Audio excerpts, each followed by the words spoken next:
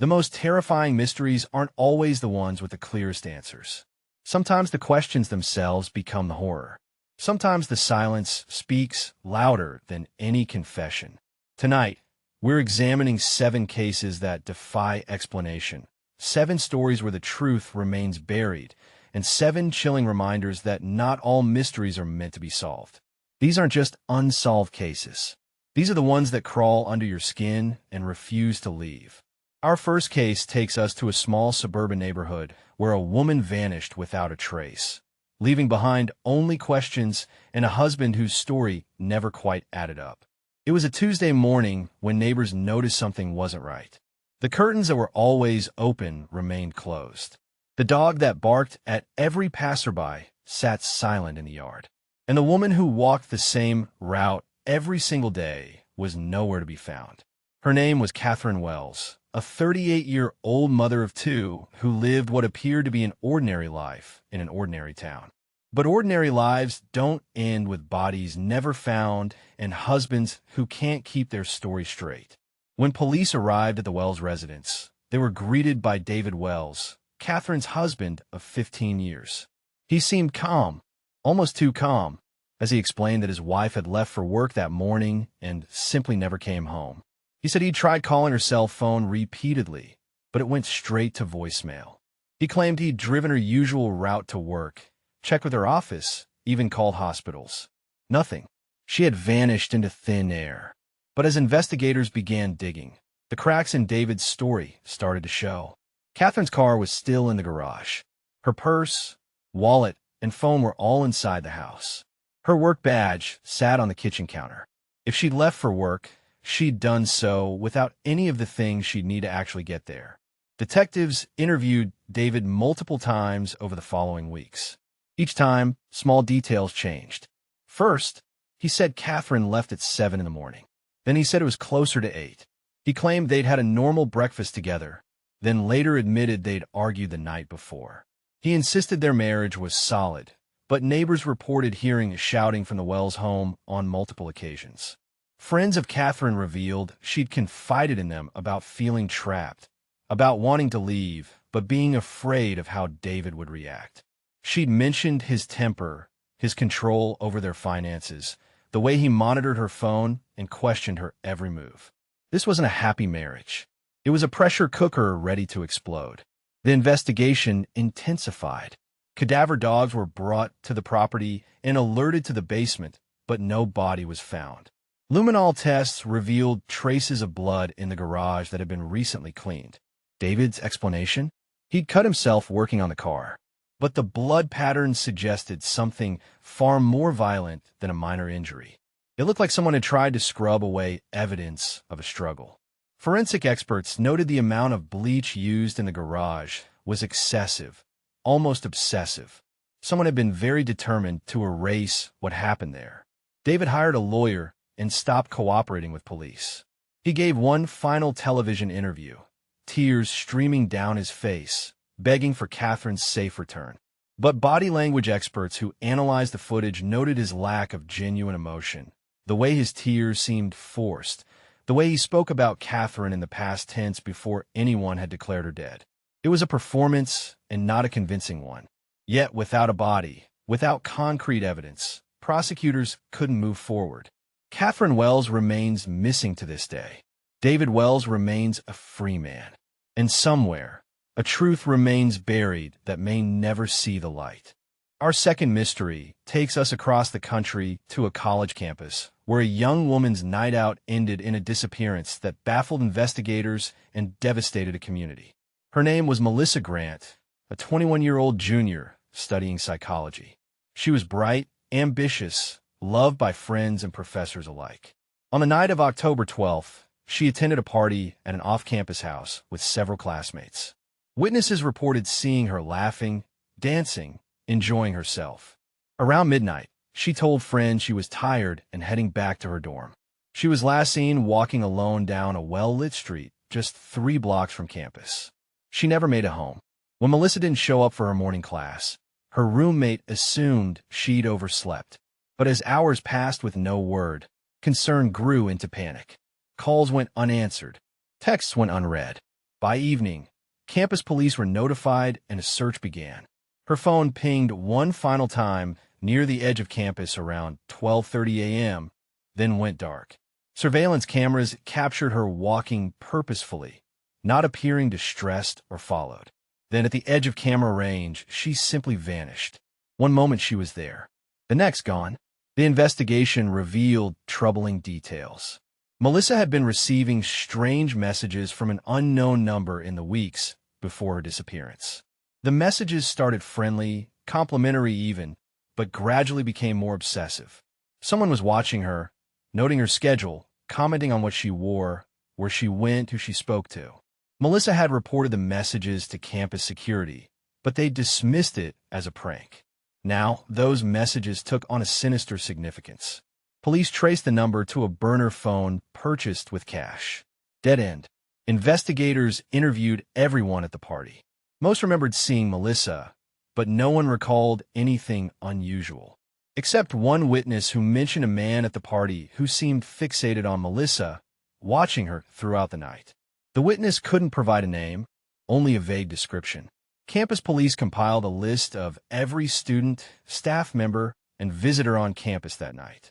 They conducted hundreds of interviews. They searched wooded areas, drainage systems, abandoned buildings.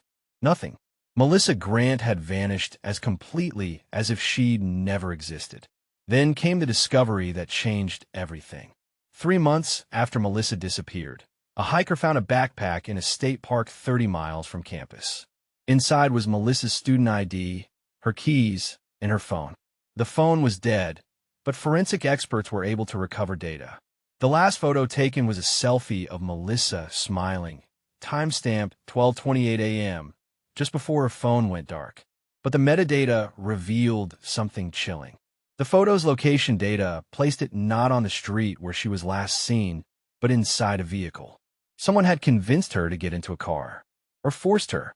The backpack's discovery location suggested her abductor had driven north, possibly planning to dispose of evidence in the remote park. But why leave the backpack where it could be found? Was it carelessness or a taunt?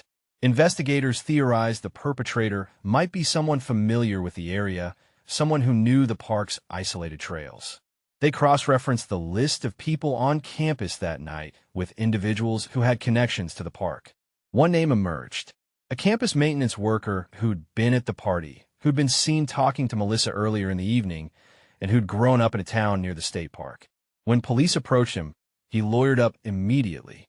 His vehicle was searched, but it had been recently detailed, professionally cleaned inside and out. His home revealed nothing incriminating. His alibi for that night was weak. He claimed he'd gone home alone after the party, but no one could verify it.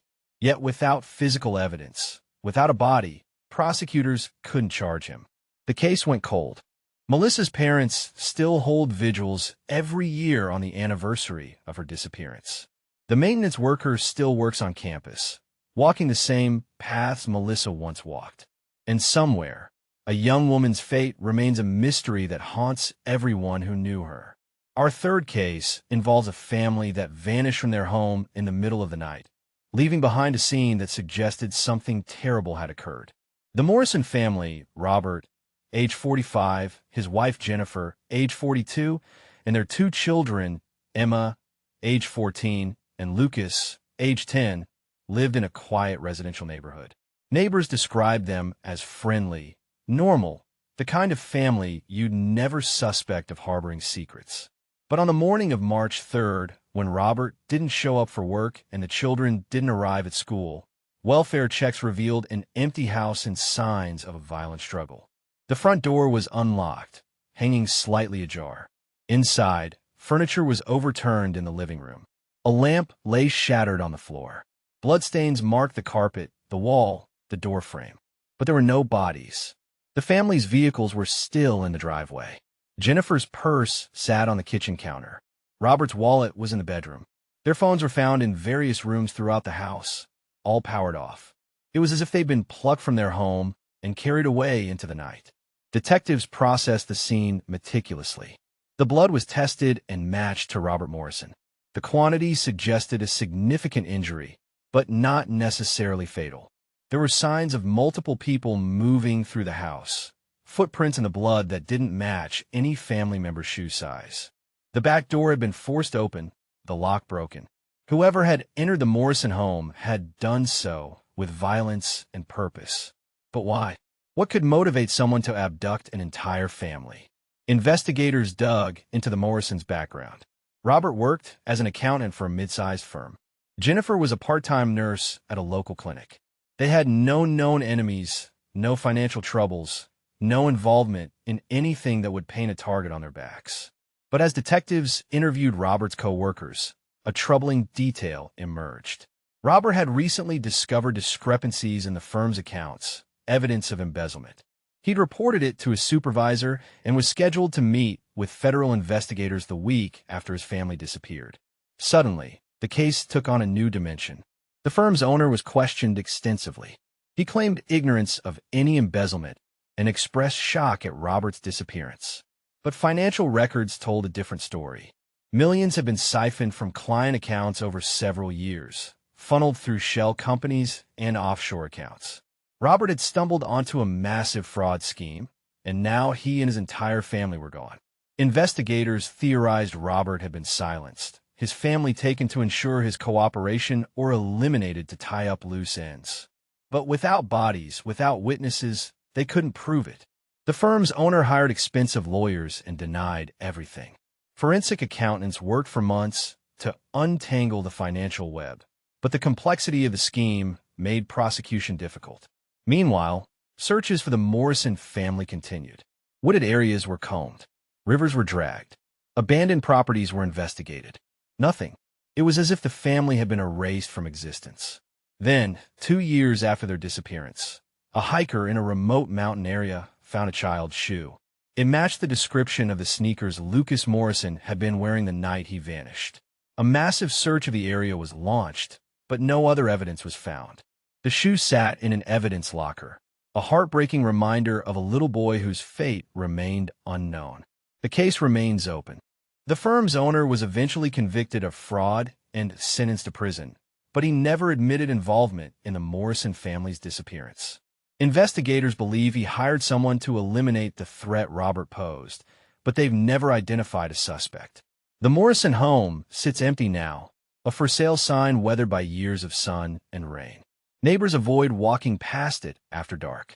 And 4 people who once lived, laughed, and loved within those walls remain missing, their story unfinished, their mystery unsolved. Our 4th mystery centers on a small town where residents began reporting strange occurrences that defied explanation. It started with the animals. Pets in the town of Millbrook began acting erratically. Dogs barked at empty corners. Cats refused to enter certain rooms. Livestock grew agitated without cause. Then people started experiencing unexplained phenomena. Residents reported feeling watched, hearing footsteps when alone, finding objects moved in their homes overnight. At first, it seemed like mass hysteria, a small town's collective imagination running wild. But then the disappearances began. Over the course of 6 months, 5 people vanished from Millbrook. All were taken from their homes at night. All left behind no signs of struggle, no evidence of forced entry. It was as if they'd simply ceased to exist. The first was Thomas Reed, a 52-year-old hardware store owner. His wife woke one morning to find his side of the bed empty and cold. She assumed he'd risen early, but as hours passed, she realized he was gone. His truck was in the driveway. His clothes were in the closet. His coffee mug sat on a nightstand, still half full. Thomas had vanished from his own bedroom while his wife slept beside him. The second disappearance occurred 3 weeks later.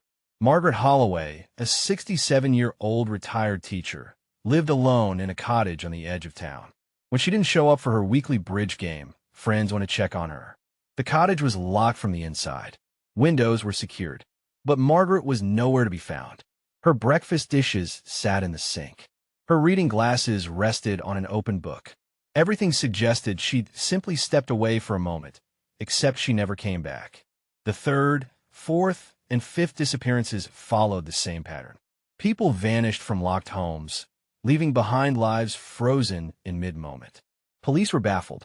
There were no signs of abduction, no evidence of foul play, no common thread connecting the victims beyond their residence in Millbrook. Investigators considered every possibility.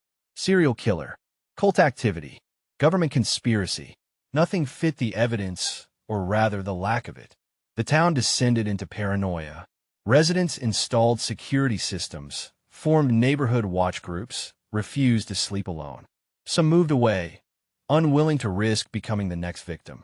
Others stayed, determined to solve the mystery or prove there was a rational explanation. But as months passed with no answers, fear became the town's permanent resident.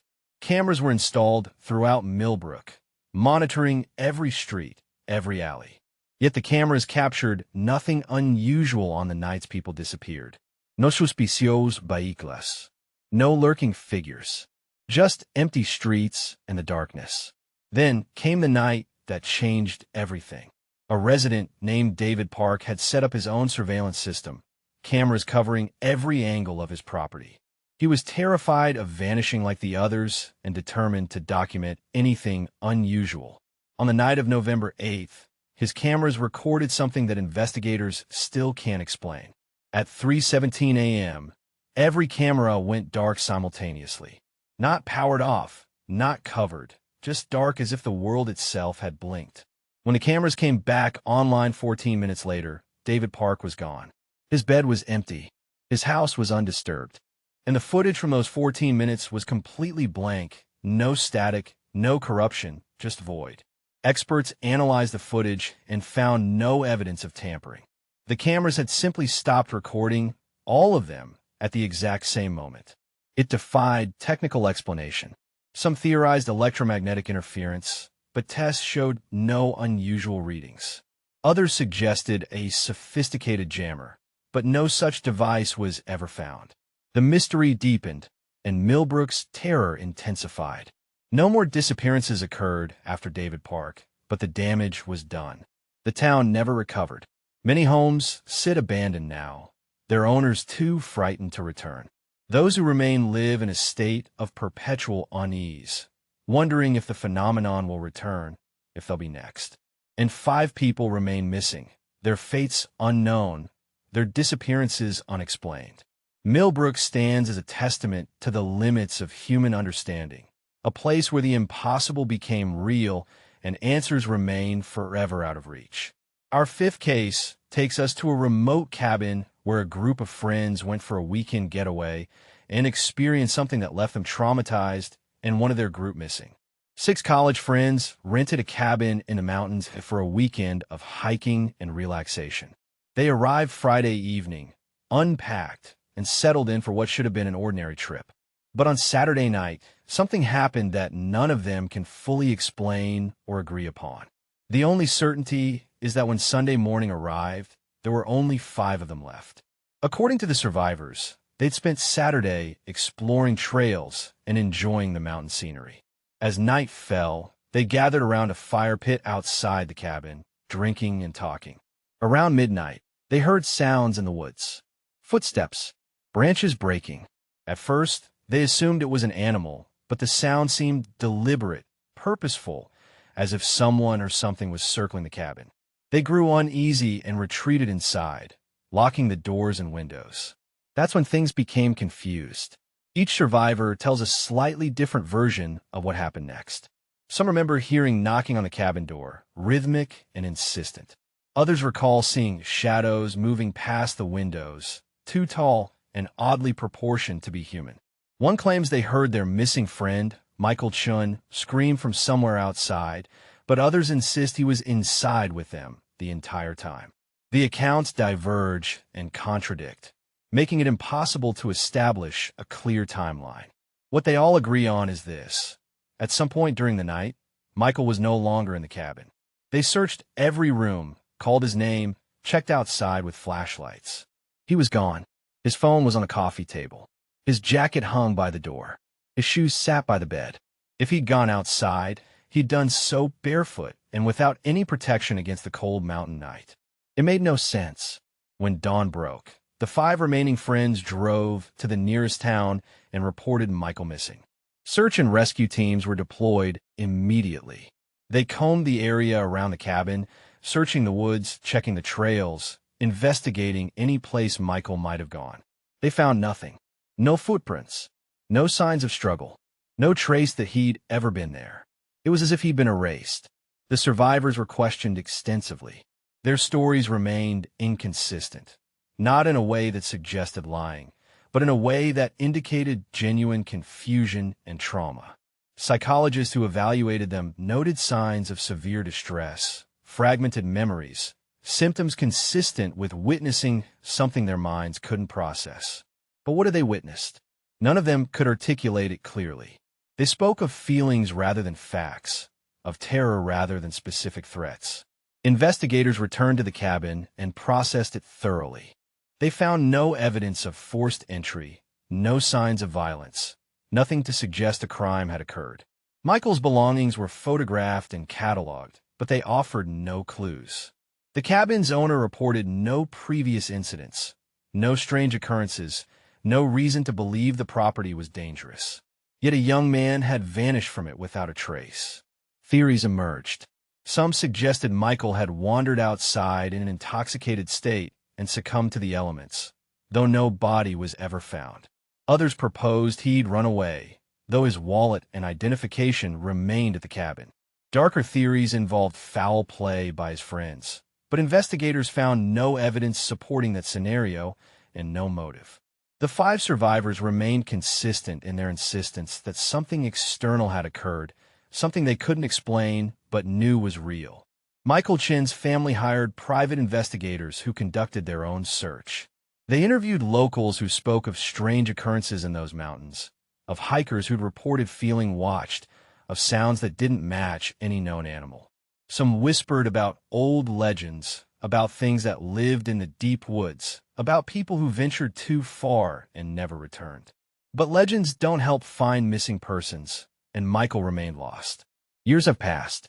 The 5 survivors rarely speak about that night, and when they do, their accounts remain fractured and contradictory. They've all moved on with their lives, but the trauma lingers. Michael's family continues to search, continues to hope, though hope fades with each passing year. And somewhere in those mountains, a mystery remains unsolved, a young man's fate unknown, and a night of terror that defies rational explanation. Our 6th mystery involved a woman who called 911 claiming someone was in her house, only for police to arrive and find her dead under circumstances that make no sense. Her name was Rachel Simmons, a 29-year-old graphic designer who lived alone in a second-floor apartment. On the night of January 15th, she called 911 at 11:47 p.m. The call was brief and terrifying. Rachel whispered that someone was in her apartment, that she could hear them moving around, that she was hiding in her bedroom closet. The dispatcher tried to keep her on the line, but the call suddenly disconnected. Police were dispatched immediately. Officers arrived at Rachel's apartment building within 6 minutes. They entered the building, climbed to the second floor, and found Rachel's apartment door locked from the inside. They knocked, announced their presence, but received no response. Using the building manager's key, they entered the apartment. What they found defied explanation. Rachel was lying on her bedroom floor, deceased, but the circumstances of her death made no sense. The apartment was completely secured. Every door and window was locked from the inside. There was no sign of forced entry, no indication anyone else had been there. Yet Rachel had clearly died from trauma, injuries that couldn't have been self-inflicted. The medical examiner's report only deepened the mystery. Rachel had suffered blunt force trauma to the head, defensive wounds on her arms, and signs of struggle. But there was no weapon found in the apartment, no objects that could have caused her injuries. And most baffling, the pattern of injuries suggested she'd been struck by someone taller and stronger than her, yet she'd been alone in a locked apartment. Investigators processed the scene meticulously. They found no fingerprints except Rachel's, no DNA evidence, no fibers or trace evidence indicating another person had been present. The 911 call was analyzed. Audio experts confirmed it was Rachel's voice, that the fear was genuine, that background sound suggested movement in the apartment. But no voices except Rachel's were detected. If someone had been there, They'd been completely silent. Detectives investigated every possibility. They interviewed neighbors who reported hearing nothing unusual that night. They examined Rachel's phone records, her social media, her recent activities. She had no known enemies, no threatening messages, no reason to fear for her safety. Her friends described her as happy, stable, looking forward to an upcoming promotion at work. Nothing in her life suggested she was in danger.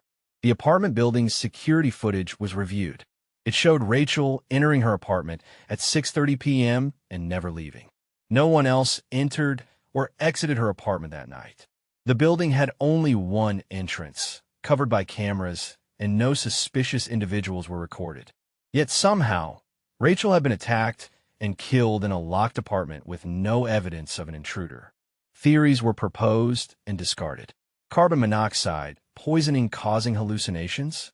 Levels were normal. A hidden intruder who escaped after police arrived? Impossible given the locked doors and windows. Suicide, staged to look like murder?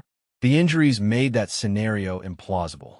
Every explanation failed to account for all the facts.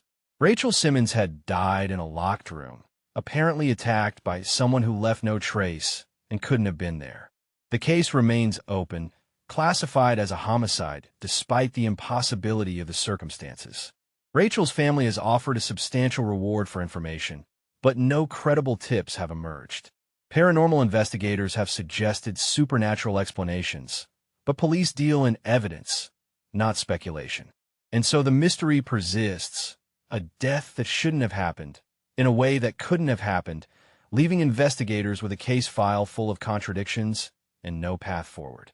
Our final mystery takes us to a psychiatric hospital where patients began reporting the same recurring nightmare, a nightmare that seemed to predict deaths before they occurred. Riverside Psychiatric Hospital had operated for 40 years without incident, providing care for patients with various mental health conditions. But in the fall of 2019, something changed. Multiple patients, housed in different wings with no contact with each other, began reporting identical nightmares. They described a figure in a dark hallway, faceless and silent, pointing at doors. Behind each door, the figure indicated someone would die. At first, staff dismissed it as coincidence or shared delusion. Psychiatric patients often experience vivid dreams, and similar themes aren't unusual. But then the predictions started coming true. A patient who dreamed of the figure pointing to room 237 reported it to nurses. 3 days later, the patient in room 237 died of a sudden heart attack. Another patient described the figure indicating room 412. Within a week, that room's occupant passed away from complications of their illness. The pattern continued, dream after dream, death after death. Hospital administrators grew concerned. They brought in sleep specialists, psychologists, neurologists. No medical explanation could be found for why multiple patients were having identical dreams or why those dreams seemed to predict deaths. The patients who experienced the nightmares were on different medications, had different diagnoses, and had never met. There was no logical reason for their shared visions. Staff members began experiencing the dreams too. A nurse reported seeing the figure in her sleep, watching it point to room 156. She woke in terror and immediately checked on the patient in that room. He seemed fine, healthy, showing no signs of distress. But 2 days later, he died suddenly, a massive stroke that gave no warning. The nurse quit immediately, too shaken to continue working at Riverside. The hospital tried to keep the situation quiet, fearing panic among patients and staff. But word spread. Families of patients demanded answers. Local media picked up the story. Riverside Psychiatric Hospital became known as the place where death was dreamed before it arrived. Paranormal investigators requested access, claiming the hospital was built on cursed ground. Hospital administration denied all such requests, insisting there was a rational explanation even as they failed to provide one. Then the dreams stopped. As suddenly as they'd begun, they ceased. Patients slept peacefully. Staff no longer reported nightmares. The figure in the dark hallway vanished from the collective unconscious of Riverside. But the damage was done. Several staff members had resigned. Families had transferred patients to other facilities. And 11 people had died, their deaths preceded by dreams that couldn't be explained. Investigators try to find patterns. Were the deaths natural or suspicious? Autopsies revealed nothing unusual. All deaths were attributed to natural causes, medical events that could happen to anyone. But the timing, the predictions, the shared dreams, none of it made sense. Skeptics argued it was confirmation bias, that people remember the dreams that seemed to predict deaths and forgot the ones that didn't. But hospital records told a different story. Every dream that was reported and documented was followed by a death within days. Riverside Psychiatric Hospital closed its doors in 2021, citing financial difficulties. But those who work there know the real reason. The building sits empty now, windows dark, hallways silent. And somewhere in the collective memory of those who experienced the phenomenon, the figure still exists, faceless and pointing, a harbinger of death that no one can explain and everyone fears. The mystery of Riverside remains unsolved, a case where the impossible happened repeatedly, witnessed by dozens, yet inexplicable by any rational means. These 7 mysteries share a common thread. They're cases where the evidence leads nowhere, where every explanation fails, where the truth remains frustratingly out of reach. They remind us that despite our technology, our forensic science, our investigative techniques, some questions have no answers. Some disappearances have no resolution. Some deaths have no justice. And some mysteries are destined to haunt us forever, unanswered and unanswerable, existing in the space between the known and the unknowable. These are the cases that keep investigators awake at night, that families never stop searching for answers to, that communities never forget. These are the mysteries that will haunt you, not because of what they reveal, but because of what they refuse to explain.